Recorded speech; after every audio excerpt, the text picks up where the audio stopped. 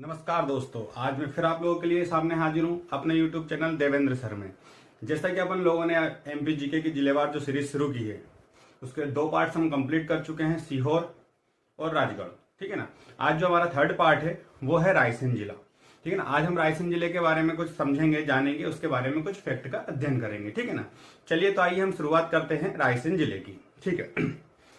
चलिए, हमारा जो टॉपिक है, हमारा जो 3rd पार्ट है, दैट इज रायसेन। ठीक है ना। क्या है हमारा जो नेक्स्ट जो जिला है वो है रायसेन। ठीक है।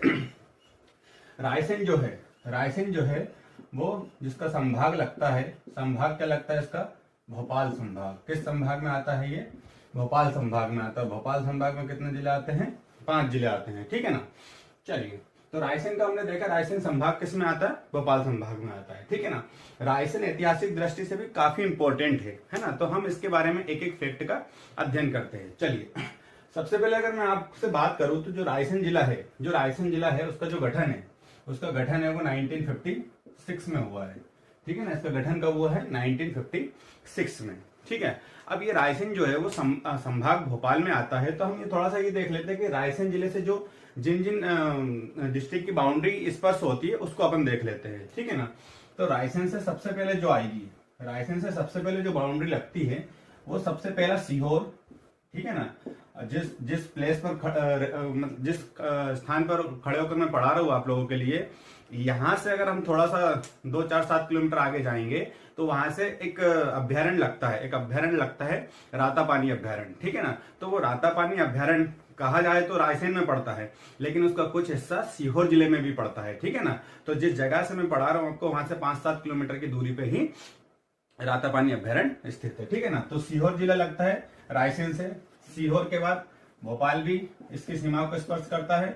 ठीक है ना। उसके बाद होशंगाबाद। ठीक है। मैं ये बोल रहा हूं जो रायसेन जिला है, मानकर चलिए ये रायसेन जिला है, तो इसकी ये बाउंड्री दिखाई दे रही है ना। इन बाउंड्री से जो जिले स्पर्श करते हैं अपन उनको देख रहे हैं। तो पहला मैंने बोला आप लोगों से सीहोर, भोपाल, होशंगाबाद। तीसरा विदिशा की सीमा भी किससे लगती है? रायसेन से लगती है। तीसरा अगर मैं बताऊं आपको तो नरसिंहपुर। ठीक है ना। नरसिंहपुर। और 5वां होगा और छठा है सागर। ठीक है ना। सागर। तो ये जो 6 जिले आपके सामने दिखाई दे रहे हैं, ये सीधे के सीधे किससे कनेक्ट होते हैं? रायसेन से इनकी सीमा लगती है। ठीक है ना। चलिए, तो ये तो हमने देख लिया रायसेन का गठन कब हुआ? 1956 में हुआ। किस संभाग में आता है? तो भोपाल संभाग में आता है। भोपाल संभाग में कितने डिस्ट्रिक्ट है? तो 5 डिस्ट्रिक्ट है। ठीक है ना। रायसेन जिले को जो सीमा स्पर्श करती है उनमें कौन कौन से जिले हैं? तो सीहोर, भोपाल, होशंगाबाद, विदिशा, नरसिंहपुर और सागर।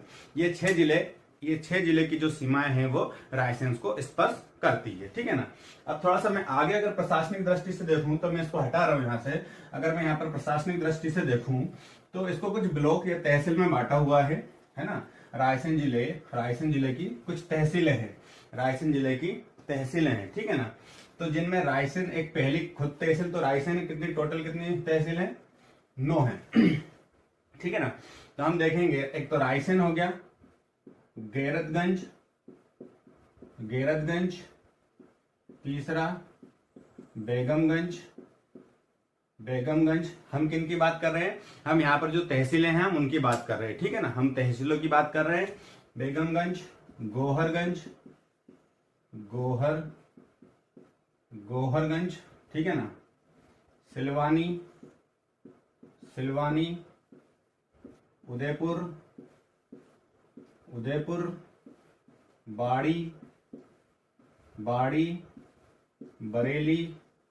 कितनी हो गई? 1 2 3 4 5 6 7 8 और लास्ट और वेरी वेरी इंपॉर्टेंट। ठीक है ना। क्यों बोल रहा हूं? क्योंकि सर ये रायसेन जिले की कहने का मतलब जान है। क्यों? ऐतिहासिक दृष्टि से ये अंतरराष्ट्रीय लेवल पर फेमस है। ठीक है ना। That is Sanchi.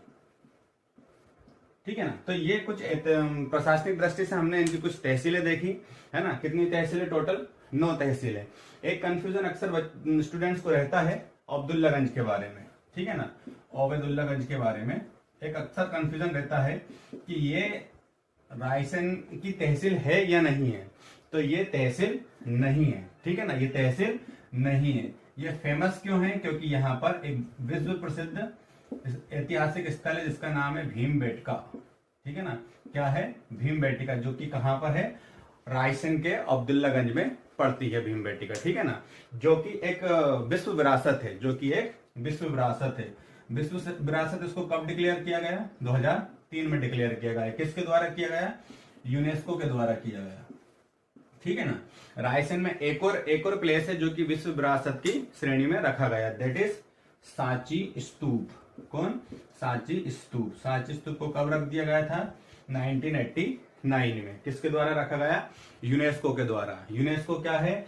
जितने भी इस दुनिया में जो विश्व के, मतलब एक कहने का मतलब ये, जो इंपोर्टेंट जो प्लेसेस हैं उनको ये विश्व विरासत की सूची में रखता है। ठीक है ना, इसका जो हेडक्वार्टर है वो कहाँ पर है? पेरिस में है। ठीक है ना, तो यहां तक मैंने आप लोगों को बताया कि रायसेन की कुछ जो प्रशासनिक दृष्टि से जो तहसील हैं उनके बारे में मैंने आप लोगों से बात की है। ठीक है ना, अब्दुल्लागंज के बारे में बताया, भीमबेटका के बारे में बताया, जो कि एक ऐतिहासिक स्थल है, जो कि एक ऐतिहासिक स्थल है। ठीक है ना, इसको 2003 में यूनेस्को ने विश्व विरासत की सूची में डाल दिया है। ठीक है ना, चलिए, और साथ में क्या है? सांची। सांची को भी क्या किया है? 1989 में विश्व विरासत की सूची में डाल दिया है। ठीक है ना, चलिए, इसके आगे अगर मैं आप लोगों को बताऊं,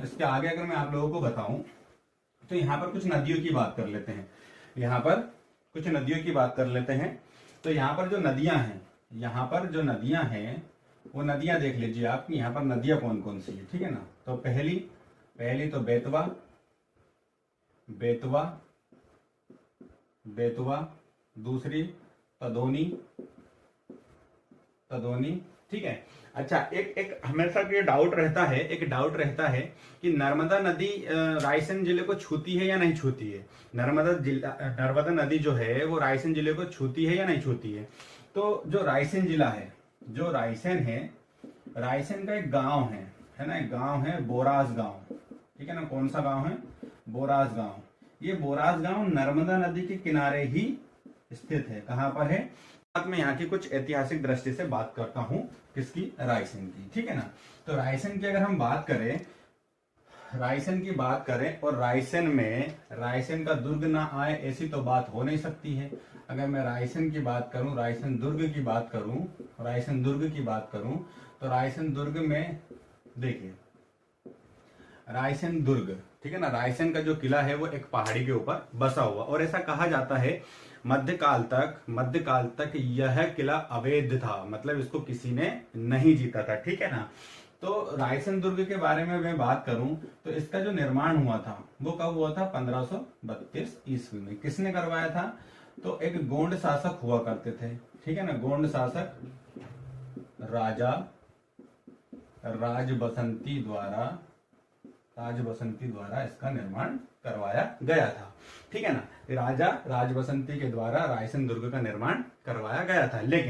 लेकिन आगे चलकर 1543 में शेरशाह सूरी, ठीक है ना, अब शेरशाह सूरी को कौन नहीं जानता? शेरशाह सूरी वो व्यक्ति था, एक अफगान शासक था जिसने हुमायूं को हराया था। ठीक है ना, अब रायसेन दुर्ग पर जब इसकी निगाह पड़ी, तो ऐसा कहा जाता है कि शेरशाह सूरी ने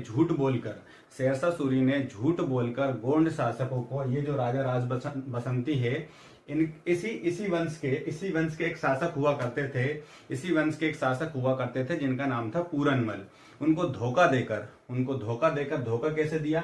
इन्होंने कुरान की झूठी कसम खाई। किसने? शेरशाह सूरी ने, और उनसे दोस्ती की और उनको दगा दिया। ठीक है ना, और 1543 में इसने क्या किया? इसने रायसेन दुर्ग को जीत लिया। किसने?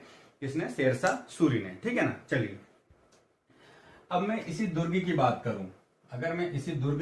करूं, तो यहां पर देखिए, इसी दुर्ग के अंदर बादल महल, इसी दुर्ग के अंदर कौन है? बादल महल। इसी दुर्ग के अंदर है इत्रदार महल। ठीक है ना, तो ये अगर आपको दिखाई दे रहा हो, देखिए, मैं रायसेन दुर्ग की बात कर रहा हूं। रायसेन दुर्ग का निर्माण कब? 1532 में। किसने? गोंड शासक राजा राजबसंती ने। 1543 में शेरशाह सूरी ने पूरनमल को हराकर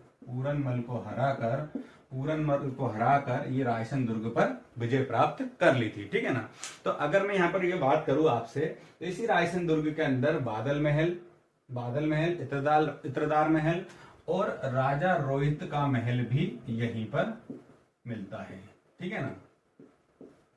बादल महल जबलपुर में भी है। ठीक है ना, बादल महल जबलपुर में भी, तो कंफ्यूज मत होइएगा, बादल महल रायसेन दुर्ग में भी या फिर रायसेन में पड़ता है। ठीक है ना। तो ये हो गया ऐतिहासिक दृष्टि से, ये कुछ चीजें हो गई है। ठीक है ना, इसको मैं साफ कर रहा हूं यहां से। आगे अगर मैं आप लोगों से बात करूं सांची स्तूप की। ठीक है ना, किसकी बात कर रहा हूं मैं? सांची स्तूप की। ये देखिए सांची स्तूप, एक बार एसआई में क्वेश्चन पूछा गया था, एमपी एसआई में, कि जो सांची स्तूप बना है वो किससे बना हुआ है। ऑप्शन में था ईंट, गारा, पत्थर, इनकी मतलब ये ऑप्शन में थे कुछ। तो ये जो स्तूप बना हुआ है ये ईंटों से बना हुआ है। किससे बना हुआ है? ईंटों से बना हुआ है। ठीक है ना। किस समय बना हुआ है? तो ये मौर्य काल में बना हुआ। किसने बनवाया था मौर्य काल में? तो सभी जानते हैं, अशोक ने बनवाया था। क्या है इस स्तूप में? भगवान बुद्ध के 2 शिष्य हुआ करते थे। बुद्ध के 2 शिष्य हुआ करते थे। कौन कौन?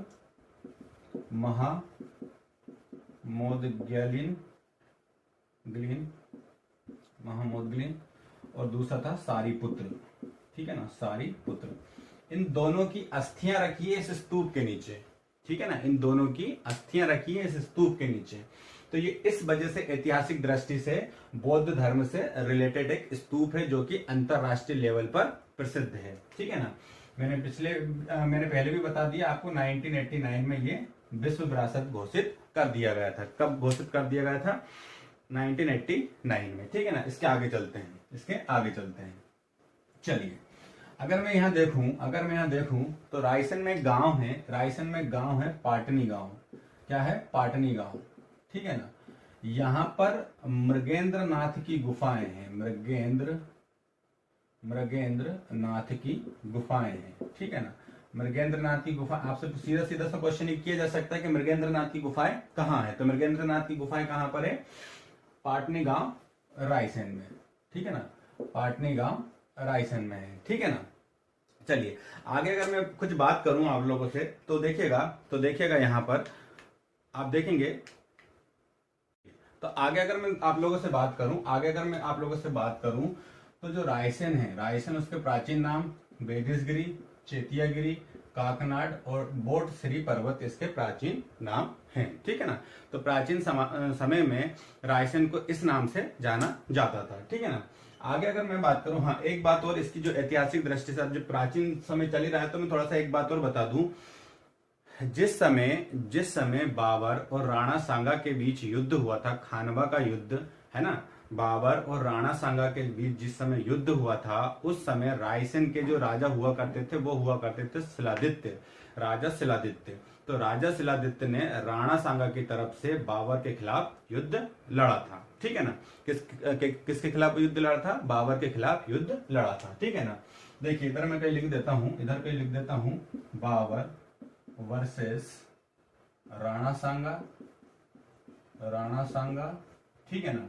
राजा शिलादित्य, मेदिनी रॉय, चंदेरी के राजा हुआ करते थे मेदिनी।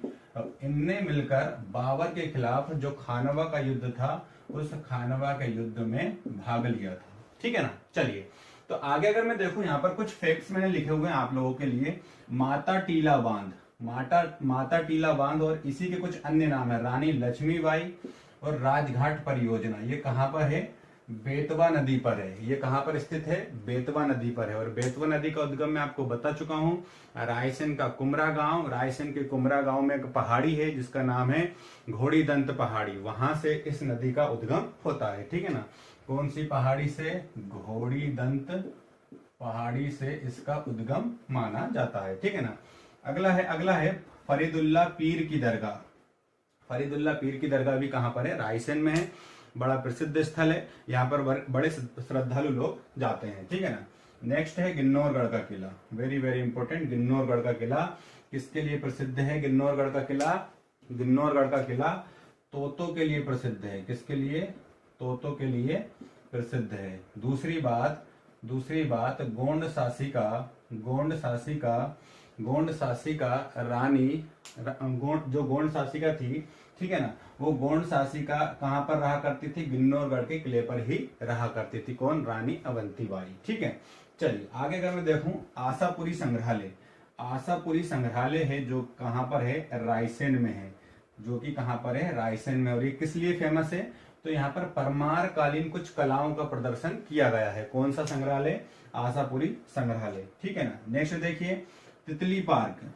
तितली पार्क एक ऐसा पार्क बनाया गया है जो किसके लिए है? तितलियों के लिए है, जो कि मध्य प्रदेश का प्रथम पार्क है। अभी अभी दूसरा बनाया गया है इंदौर में। कहाँ बनाया गया है? इंदौर के राला मंडल में दूसरा तितली पार्क बनाया गया है। ठीक है ना। कौन सा बनाया गया है? दूसरा तितली पार्क बनाया गया है। ठीक है, तो आज हमने रायसेन के बारे में कुछ फैक्ट्स देखे और इसके बारे में कुछ और डिटेल हम अगर होगी तो हम दूसरे पार्ट में लेकर आएंगे। ठीक है ना। तो आज हमने ये तीसरा पार्ट हमारा मध्य प्रदेश जीके की जो सीरीज चला रहे हैं हम, वो कंप्लीट किया है। ठीक है ना। ऐसे ही कुछ और वीडियो पाने के लिए आप चैनल को सब्सक्राइब करें, वीडियो को लाइक करें और शेयर करें। ठीक है ना। नमस्कार दोस्तों।